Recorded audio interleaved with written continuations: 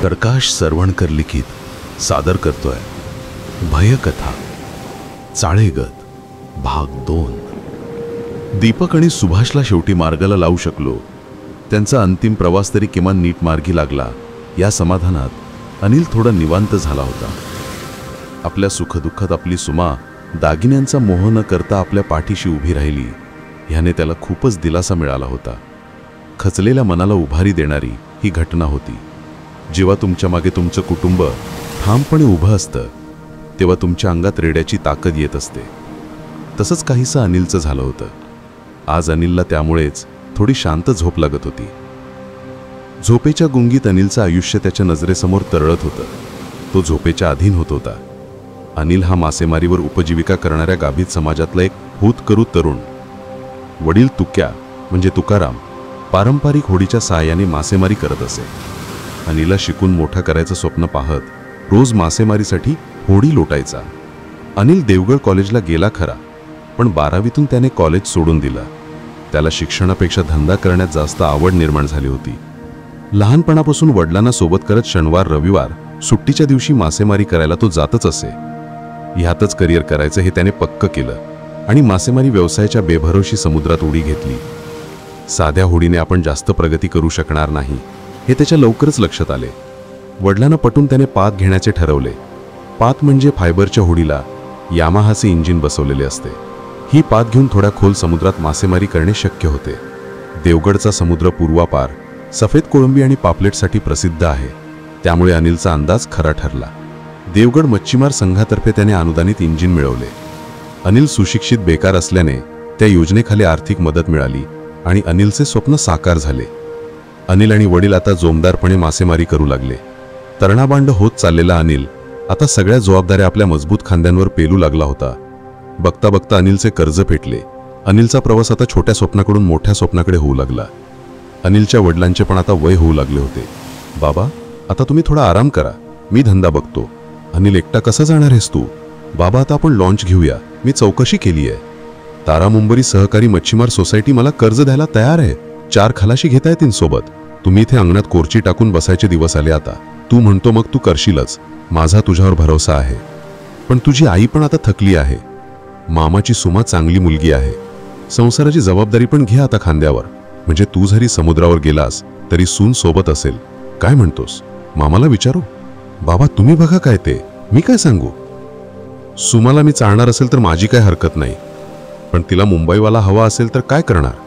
अनिल थोडासा गोरामोरा होत बोलला खरा, पण सुमाच्या नावाने त्याच्या अंगावर रोमांचक लहर दौडत गेलीच होती।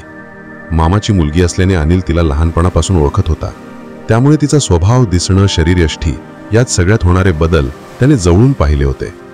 आपल्या आईवडिलांच्या सुनेच्या व्याख्येतही ती चपखल बसेल हेही त्याला माहीत होते। सुमा होतीही तशीच सुंदर, कमनीय शरीर, लांब गुडघ्याखाली पोचणारे पिंगट, सोनेरी केस असलेली सौंदर्यवती, पण तितकीच प्रेमळ, माणसांवरच नव्हे तर गुरावासरांवर पण तसेच प्रेम करणारी अशी ही मुलगी। तिलाही अनिल आवडतच असे, त्यामुळे कोणतीच गडबड न होता अनिलचे शुभमंगल थाटात पार पडले आणि सुमा बंदरकरांची सून झाली।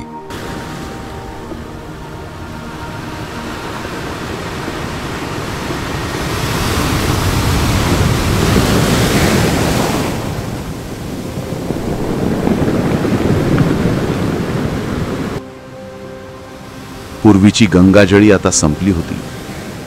लॉन्च मालक असल्यानं ती चालवून स्वतः सोबत 5 कुटुंबे उघडी पडू नयेत म्हणून अनिल प्रयत्नांची पराकाष्ठा करत होता। त्यात म्हाताऱ्या आई वडिलांची आजारपणं, विकीचं कॉलेज शिक्षण ह्या जबाबदाऱ्या होत्याच। अनिल सारखाच विकी पण याच व्यवसायात यायचं म्हणत होता। अनिल त्याला विरोध करत होता, पण विकीने त्याला हे पटवून दिले की आपण नव्या पद्धतीची फिशिंग करू। विकी याच विषयात त्याचं उच्च शिक्षण घेणार होता। आता तो 12वीला होता। यानंतर मरीन इंजिनिअरिंगला जायचे त्याने नक्की केले होते। हाय स्पीड फिशिंग बोट अगदी परदेशात असते तशी आपण घेऊ। देवगडच्या मासेमारी जगात क्रांती करू, हेच विकीचे स्वप्न होते। ह्या अपघाताने अनिलची कंबर तोड केली होती, पण तो हरला नव्हता। सुमा आणि विकीच्या सोबतीने आपण ह्या सर्वातून बाहेर पडू असे त्याला वाटत होते। झोपलेल्या अनिलच्या अंतस्थ मनात हे चलचित्र चालू असतानाच ठक ठक दरवाजा ठोकल्याचा आवाज आला तशी अनिलची तंद्री भंग झाली आणि तो जागा झाला. ठक ठक परत हलकासा आवाज आला. अनिल अंथरुणातून उठला आणि कडी काढली आणि दरवाजा उघडण्यासाठी हँडल धरून आत ओढताच दरवाजा खाडकन उघडला आणि तो आत फेकला गेला. झोक जात पडता पडता अनिलने इतकंच पाहिलं की एक पिवळसर सोनेरी रेषा क्षणार्धात चमकून त्याचा लोळ वडिलांच्या दिशेनं झेपावला. शुद्ध हरपताना अनिलच्या कानावर आली ती क्षीण घुसमटलेल्या आवाजातली वडिलांची किंकाळी. "अहो उठा." अनिलच्या तोंडावर पाणी मारत सुमा त्याला हलवत होती. अनिलनं डोळे किलकिले केले तशी सुमा बोलली, "अहो उठा, बाबा बघा कसे तरी करतायत, डॉक्टर बोलवा पटकन." काय झालं कसं झालं या विचारात घरथ नव्हता. त्याने मोबाईल उचलला. मनोज त्याचा मित्र डॉक्टर वर्तक त्याच्या घराजवळच राहत होते. त्याने मनोजला डॉक्टरांना आणायला सांगितले आणि तो बाबांकडे वळला. बाबांचा श्वास घशापच अडकला होता. घरघर लागली होती. अनिलला प्रथमोपचार माहीत होतेच. त्याने छातीवर दाब देऊन पाहिलं. मग तो माउथ टू माउथ ब्रिगिंग सुरू केलं. तोपर्यंत मनोज डॉक्टर वर्तकांना घेऊन आला. एव्हाना बाबा थंड पडले होते. डॉक्टरांनी तपासून पाहिलं. अनिलकडे बघून खिन्नपणे मान हलवली. "सॉरी अनिल, गेले ते. Severe heart attack. काही उपयोग नाही. मनोज सोबत डेथ सर्टिफिकेट पाठवतो." डॉक्टर बाहेर पडले आणि अनिलच्या आई आणि सुमाने हंबरडा फोडला. दरवाजा बाहेरून ढकलला कोणी? आणि ती पिवळी चमकती रेषा कसली होती? अनिलच्या डोक्यात काहूर उठले होते. पण त्यांची उत्तरे मिळवण्याची ही वेळ नव्हती.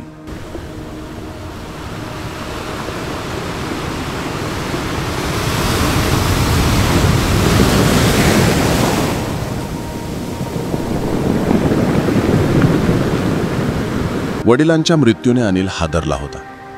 आपले वडील असे सहजासहजी वारलेले नाही इथे त्याला जाणवत होतं. दरवाजा उघडता क्षणी दिसलेला तो पिवळसर सोनेरी लोळ आणि वडिलांचा मृत्यू यात काहीतरी संबंध असावा असे राहून राहून त्याला वाटत होतं. घरात कोणाला हे सांगणे म्हणजे सगळा गोंधळ उडेल हे त्याला माहीत होतं. रात्री बेरात्री कधीही समुद्रावर स्वार होणाऱ्या अनिलला अशा गोष्टींचा अनुभव अगदीच नव्हता असं नव्हतंच. समुद्रात कितीतरी वेळा काही भास होतात, पण त्यावेळी त्याचा सामना धीर न सोडता करावा लागतो, कारण सोबत असलेल्या खलाशांचे नीतिधैर्य खचून चालत नाही. वडील गेल्याने कोकणातल्या रीती आणि परंपरा यामुळे अनिलला 13 दिवस घराबाहेर पडता येणार नव्हतेच. त्यातही पहिले 10 दिवस पडवीत राहून स्वतःचं जेवण स्वतःच बनवून घ्यावं लागत होतं. तिथेच पडवीत झोपावं लागत होतं. या 10 दिवसात रात्रीच्या वेळी अनिलला सतत जाणवत होतं की बाहेर काहीतरी, कुणीतरी आहे, त्याचं आपल्यावर लक्ष आहे. दिवस उजाडला की अनिलला वाटत असे की आपल्याला अति तणावामुळे भास होतात की काय, कारण दिवसभर त्याला असं काहीच जाणवत नसे. घरात सतत कुणी ना कुणी पाचारायला म्हणजे सांत्वन करायला येत असे. त्यातच 10वं 12वं 13वं या सगळ्यात घरात पाहुण्यांची गर्दी झाली होती. त्यामुळे अनिल मित्राला म्हणजेच मनोज या त्याच्या चड्डीबडीला सुद्धा काही सांगू शकला नव्हता. 13वं झालं तशी आलेले पाहुणे मंडळी आपापल्या घरी निघून गेली. तसंही आता मृत्यूचं दुःख आहे त्या घरापुरतं मर्यादित होत गेलंय.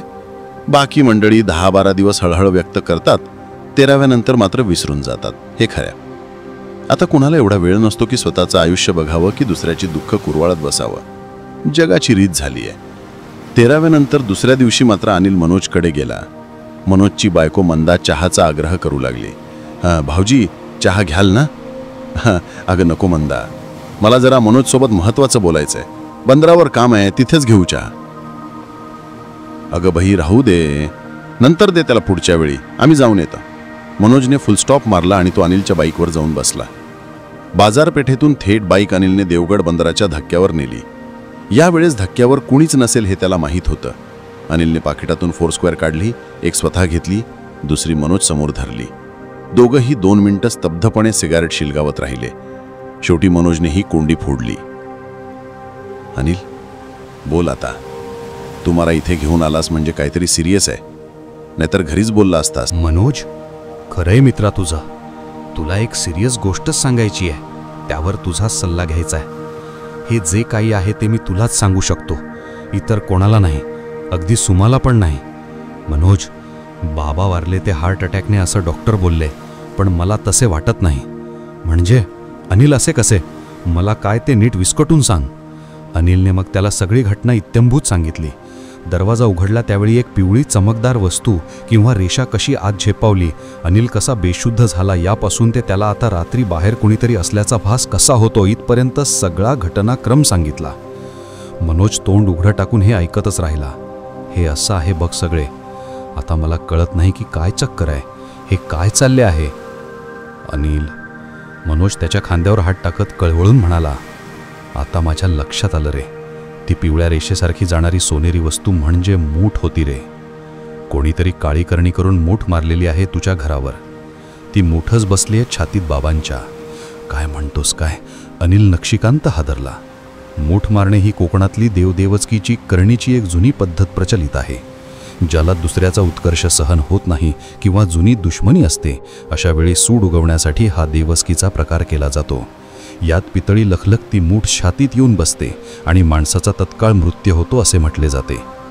कोकणातली माणसं अशा गोष्टींवर विश्वास ठेवतात. त्यामुळेच मोठा शब्द ऐकल्यावर अनिल हादरला. अरे पण कोण करेल असं? हे बघ अनिल, तू धंदा सुरू केलास तेव्हापासून तुमची भरभराट सुरू झाली होती, हे खरं ना? हो ते खरे, पण त्याचे काय? पण तुझा चुलता होता तिथेच राहिला. बाजूचे घर तसेच झावळ्याचे राहिले नाही का? तो तुमचा द्वेष करतो हे तुलाही माहीत आहे. तुमच्यात काही बोलणे चालणे पण नाही ना? नाही, भांडणे झाली बाबांची आणि काकांची तेव्हापासून बघून पण घेत नाहीत ते.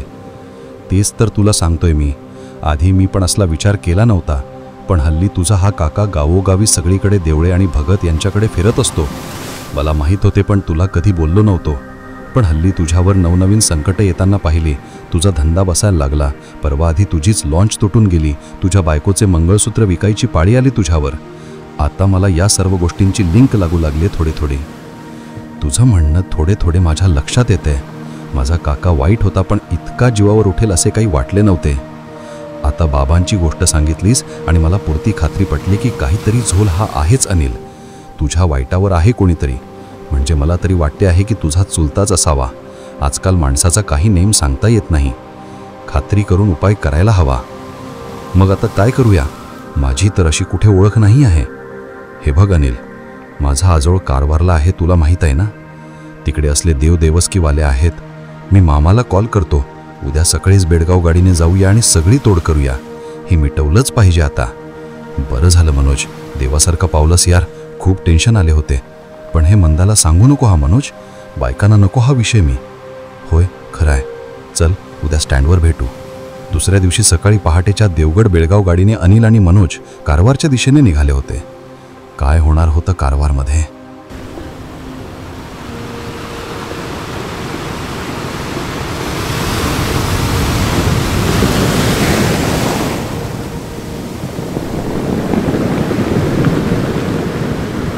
अनिल आणि मनोज कारवारला पोहोचले तोपर्यंत संध्याकाळ होत आली होती.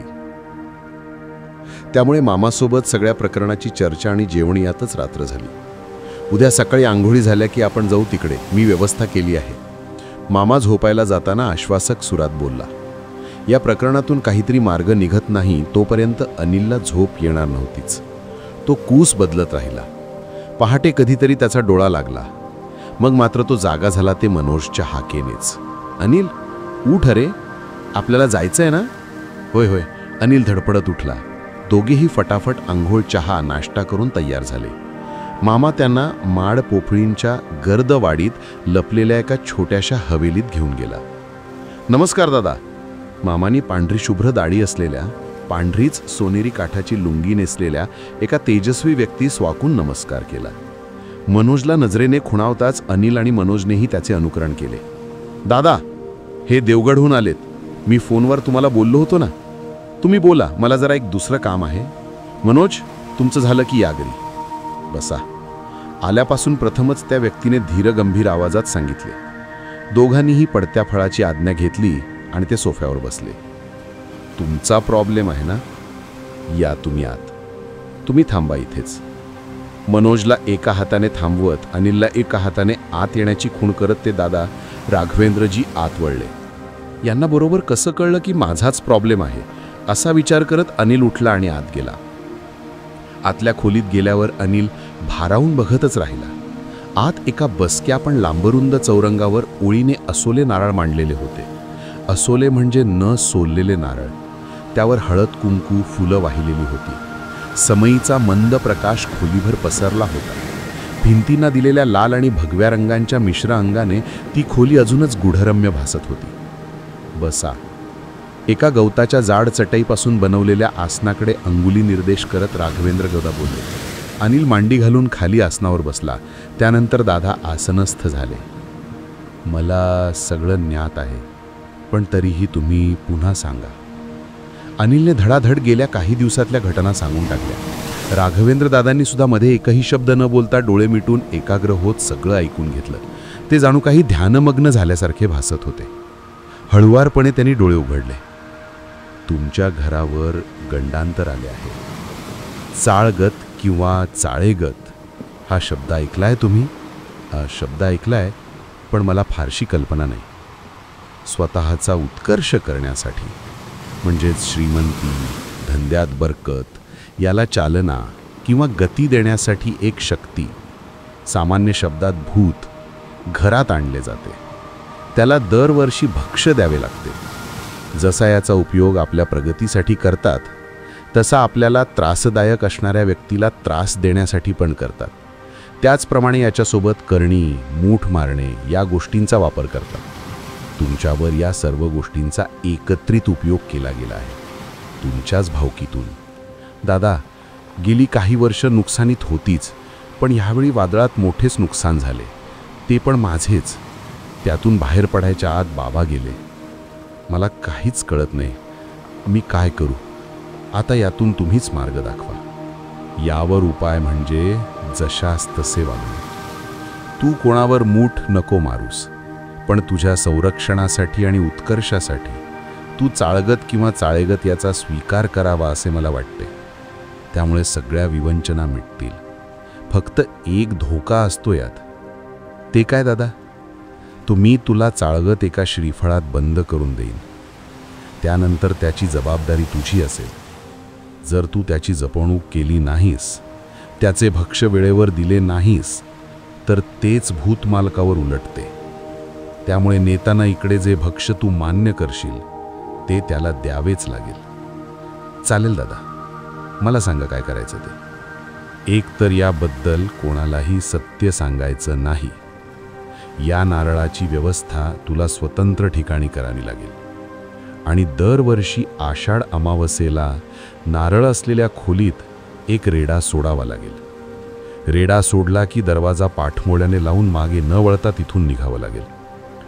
चालेल, कुटुंबासाठी मी वाटेल ते करीन. ठीक आहे.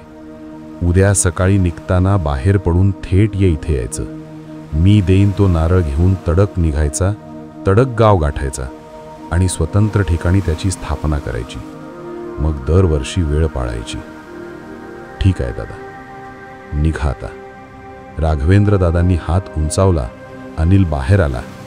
मनोजने खुणेने विचारलं, काय झालं? चल सांगतो बाहेर. अनिलने पण मान्यनेच सांगितलं. बाहेर पडल्यावर तो मनोज एवढंच बोलला, जास्त काही नाही. तुझे बरोबर होते सगळे. दादा उद्या जाताना एक नारळ देणार आहेत. सगळं ठीक होईल बोलले. दुसऱ्या दिवशी अनिलने अभिमंत्रित असा तो चाळगतीचा नारळ ताब्यात घेतला. राघवेंद्र दादांना नमस्कार करून दोघेही देवगडला जाणाऱ्या बसमध्ये बसले. भाग 2 समाप्त. भाग 3 लवकरच. सादरकर्ता कोकणी यूट्यूबर प्रकाश सरवणकर यांनी लिहिलेले गमतीशीर अशा गजालींचे, गजालीतली माणसं, मालवणी आणि सामाजिक समस्यांवर भाष्य करणाऱ्या कथांचे गजालीतली माणसं मराठी असे एकत्रित असलेले पुस्तक वाचकांनी आवर्जून विकत घेऊन वाचावे. पुस्तकासाठी संपर्क प्रकाश सरवणकर, मोबाईल नंबर 9869280660. चाळेगत कथेचा भाग 2 आपल्याला आवडल्यास लाईक, कमेंट करून इतरांना शेअर करा. पुढील भाग 3 ऐकण्यासाठी आपण माझ्या कोकणी यूट्यूबर ह्या चॅनलवर प्रथमच आला असाल तर चॅनल नक्की सबस्क्राईब करून ठेवा, म्हणजे पुढील भाग प्रसारित झाल्यावर त्याची अधिसूचना म्हणजेच नोटिफिकेशन मिळेल आणि एकामागोमाग प्रसारित होणारे भाग आपल्याला ऐकता येतील. धन्यवाद.